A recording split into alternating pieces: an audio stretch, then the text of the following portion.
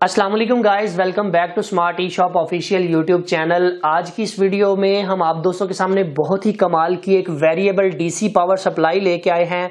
अगर आप लोग इलेक्ट्रॉनिक्स की प्रोजेक्ट्स को बनाते हैं, आपको डिफरेंट टाइप के वोल्टेजेस की जरूरत होती है, आपको कम करंट की कई जगह पे जरूरत होती है और कई जगह पे आपको ज्यादा करंट की जरूरत महसूस होती है, तो वहां पर यह सप्लाई आपके लिए बहुत कारआमद साबित होगी।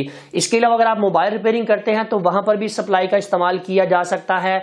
इस पावर सप्लाई का जो मॉडल नंबर है ये यीहुआ कंपनी की 1502D+ वाली पावर सप्लाई है। इसमें बहुत सारे मॉडल्स आते हैं, मगर ये जो सप्लाई है इसकी खास बात यह है कि इसको आप 5 वोल्ट के ऊपर भी सिलेक्ट कर सकते हैं, 15 वोल्ट तक के ऊपर भी सिलेक्ट कर सकते हैं, यानी कि 0 वोल्ट से लेकर 15 वोल्ट तक और 0 एम्पीयर से लेकर 2 एम्पीयर तक की करंट को ये प्रोवाइड करने की सलाहियत रखती है। इसके अलावा इसके अंदर एक और खास बात यह है कि इसके अंदर USB की ऑप्शन दी गई है, जो कि आपके 5 वोल्ट डायरेक्ट अगर आप मोबाइल वगैरह चार्ज करना चाहते हैं इस सप्लाई से तो वो भी आप कर सकते हैं, या कुछ प्रोजेक्ट में स्टेबल आपको 5 वोल्ट चाहिए होता है तो वो इस USB के थ्रू भी आप ले सकते हैं।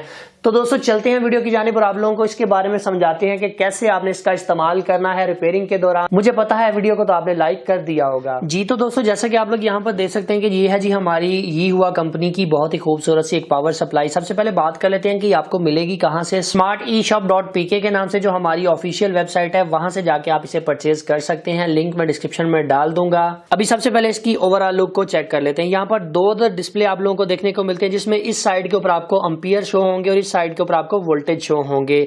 यहाँ पर एक नॉब आपको देखने को मिलती है जो 0.6 एम्पीयर से लेकर 2 एम्पीयर तक को आप वेरी कर सकते हैं।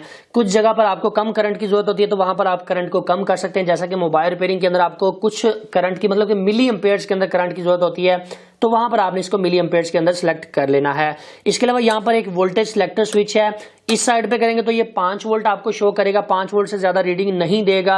अगर आप इस साइड पे सिलेक्टर स्विच को कर देते हैं तो ये 15 वोल्ट तक रीडिंग आपको देने की सलाहियत रखता है। इसके अलावा यहाँ पर 2 नॉब मजीद आपको देखने को मिलती हैं जो कि वोल्टेज को एडजस्ट करने के काम आती हैं। ये फाइन ट्यून के लिए है, ये कोरस के लिए यूज होती है। यहाँ पर पावर का बटन दिया गया है जिसकी मदद से आप इस सप्लाई को ऑन ऑफ कर सकते हैं। ये वाला पॉइंट आपका माइनस का है, सेंटर वाला ग्राउंड है और ये वाला प्लस का है। जैसा कि आपको पता है कि पाकिस्तान के अंदर ग्राउंडिंग बहुत कम यूज होती है, तो हम माइनस और प्लस को ही इसमें यूज करेंगे। इसके अलावा बैक साइड की अगर बात करें तो प्रोटेक्शन के लिए यहाँ पर फ्यूज भी लगाया गया है। रेटेड पावर इसकी 50 वाट है, 50 वाट मैक्सिमम कंजम्पशन करती है। बैक साइड के ऊपर अच्छा खासा एक ट्रांजिस्टर लगाया गया है। अभी दोस्तों हम इसे टर्न ऑन कर लेते हैं और आप दोस्तों को ये दिखा देते हैं कि इसके किस तरह के फीचर्स हैं। जैसा कि आप लोगों ने यहाँ पर देखा कि मैंने इसे टर्न ऑन किया, ये कैमरे की आंख में शायद आपको इसकी ये जो LED है वो ब्लिंक होती दिखाई दे रही होंगी, मगर रियल लाइफ के अंदर ये इस तरह से ब्लिंक नहीं होती। अगर आप इंसानी आंख से देखेंगे तो वो बिल्कुल स्टेबल खड़ी हुई है। यहाँ पर आप लोग देख सकते हैं कि अगर मैं इस नॉब को फुल एंड तक करता हूं तो 2 एम्पीयर की करंट ये हमें दे रही है। इसके अलावा मैं अगर वोल्टेजेस की बात करूं तो यहाँ पर मैं वोल्टेज की नॉब को ऐसे आगे मूव करता हूं तो 15.8 वोल्ट तक ये वेरी करती है। इसके अलावा इससे आप फाइन ट्यून कर सकते हैं, इससे आप स्पीड के साथ अपनी जो वोल्टेज है उसको कम या ज्यादा कर सकते हैं। इसके अलावा आपको यहाँ पर कुछ प्रॉप्स देखने को मिलती हैं जिनकी मदद से आप डिफरेंट टाइप की चीजों की टेस्टिंग कर सकते हैं। रेड को आपने रेड के ऊपर लगा देना और ब्लैक को आपने ब्लैक के ऊपर लगा देना है और इसके बाद आपने अपने वोल्टेजेस की टेस्टिंग करना स्टार्ट कर देनी है। यहाँ पर आप लोग देख सकते हैं एक अदद USB आपको देखने को मिलती है। एक चीज याद रहे कि आपने इस USB के अंदर 5 वोल्ट का मोबाइल नहीं लगाना, क्योंकि अगर आपने यहाँ से 15 वोल्ट सेलेक्ट किए होंगे, इधर 5 वोल्ट वाला मोबाइल लगाएंगे चार्जिंग के ऊपर तो वो फौरन से ठुस हो जाएगा। तो इसलिए आपने कोशिश करनी है कि इसके अंदर मोबाइल चार्जिंग के लिए नहीं लगाना। इसके अलावा प्लस और माइनस की ये 2 एलिगेटर दी गई हैं, कुछ मजीद यहाँ पर पिने दी गई हैं जिनको इस्तेमाल करके आप डिफरेंट टाइप के सर्किट के अंदर पावर सप्लाई प्रोवाइड कर सकते हैं। अभी सबसे पहले मुझे इस LED का नहीं पता कि ये कितने वोल्ट के ऊपर ऑपरेट होती है, तो मैं इसकी टेस्टिंग आप दोस्तों को दिखा देता हूं। पहले मैं इसे 5 वोल्ट तक करूंगा क्योंकि LEDs जो होती हैं वो कम वोल्ट के ऊपर ऑपरेट होती हैं। तो मैंने 1.4 वोल्ट को सिलेक्ट किया हुआ है। जो LED की प्लस वाली वायर होती है वो बड़ी होती है और माइनस वाली वायर छोटी होती है, तो मैं इन दोनों को यहाँ पर लगा देता हूँ। तो आप लोग यहाँ पर देख सकते हैं LED ग्लो नहीं की, मैं फाइन ट्यून से आहिस्ता आहिस्ता वोल्टेज को ऊपर की तरफ लेके जाता हूँ। तो जैसा कि आप लोग यहाँ पर देख सकते हैं कि जैसे ही वोल्टेज हमारे 2.5 वोल्ट तक जाते हैं तो हमारी ये LED ऑन हो जाती है। अगर मैं मजीद वोल्टेज बढ़ाऊंगा तो LED की ब्राइटनेस तो इंक्रीज होगी, मगर यहाँ पर LED की मुझे ये भी बता रहा है कि ये हमारी LED कितने एम्पियर कंज्यूम कर रही है। 0.02 एम्पियर इस वक्त ये हमारी LED कंज्यूम कर रही है। सो इस तरह से आप किसी भी भी एलईडी को भी चेक कर सकते हैं। दूसरी इसके अंदर खास बात ये है सप्लाई के अंदर कि अगर आप गलती से दोनों तारें जोड़ देते हैं तो ये देखिए यहाँ से बिल्कुल रीडिंग जीरो हो जाती है, रीडिंग जीरो होकर दोबारा से फिर स्टार्ट हो जाती है।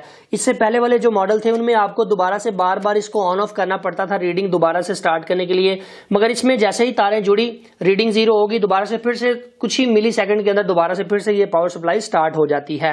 अभी दोस्तों जैसा कि आप लोग यहाँ पर देख सकते हैं कि मेरे पास ये एक 12 वोल्ट का सर्किट है। अगर आपने इसको टेस्ट करना हो कि ये प्रॉपर 12 वोल्ट के ऊपर काम करता है कि नहीं, तो सबसे पहले आप इसे 12 वोल्ट के ऊपर सेट करेंगे, अपनी पावर सप्लाई को 12 वोल्ट के ऊपर ले जाएंगे। 12.5 या 12.4 के ऊपर अगर आप रखते हैं तो कोई प्रॉब्लम नहीं है, क्योंकि पॉइंट्स के अंदर कोई इशू नहीं है। तो माइनस के ऊपर मैं माइनस को कनेक्ट कर देता हूँ और प्लस के ऊपर मैं प्लस को लगा देता हूँ।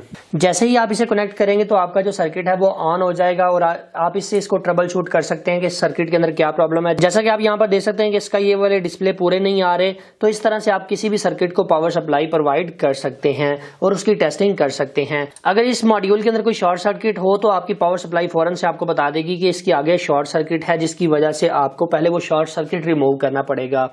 सेम सिनेरियो मोबाइल्स के अंदर होता है कि मोबाइल के अंदर अगर शॉर्टेज होगी तो आप इसको सबसे पहले 3.7 वोल्ट या 4 वोल्ट के ऊपर रख के इसकी मोबाइल की टेस्टिंग करते हैं।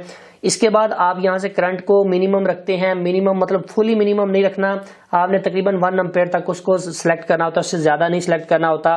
तो उससे भी आप डेड मोबाइल को चेक कर सकते हैं कि मोबाइल डेड है या नहीं। इसके अलावा बहुत सारे इलेक्ट्रॉनिक्स के सर्किट के अंदर आप इसका इस्तेमाल कर सकते हैं। जैसा कि आपको पता है कि आपको अक्सर इलेक्ट्रॉनिक्स की प्रोडक्ट के अंदर 5 वोल्ट की जरूरत पेश आती है, तो वहां पर आप इस यूएसबी का इस्तेमाल करेंगे। 3.3 वोल्ट की भी आपको जरूरत पेश आती है, वहां पर आप इसको एडजस्ट कर लेंगे इसकी मदद से। इसके बाद 12 वोल्ट की जरूरत भी पड़ती है, 15 की भी जरूरत पड़ती है, 9 वोल्ट की जरूरत भी पड़ती है। सो इस तरह से आपके सर्किट की रिक्वायरमेंट के मुताबिक आप इस पावर सप्लाई का इस्तेमाल करके उसकी ट्रबल शूटिंग कर सकते हैं अपने सर्किट की। सो फाइनली दोस्तों आज की वीडियो यहीं तक थी। उम्मीद करते हैं आप दोस्तों को पसंद आई है। वीडियो पसंद आने की सूरत में वीडियो को लाइक जरूर कर दिया करें, इससे हमारी हौसला अफजाई हो जाती है। चैनल पर नए हैं तो चैनल को सब्सक्राइब जरूर कर दीजिएगा। अपना बहुत सा ख्याल रखिएगा, अपनी दुआ में याद रखिएगा। अल्लाह हाफिज, पाकिस्तान जिंदाबाद।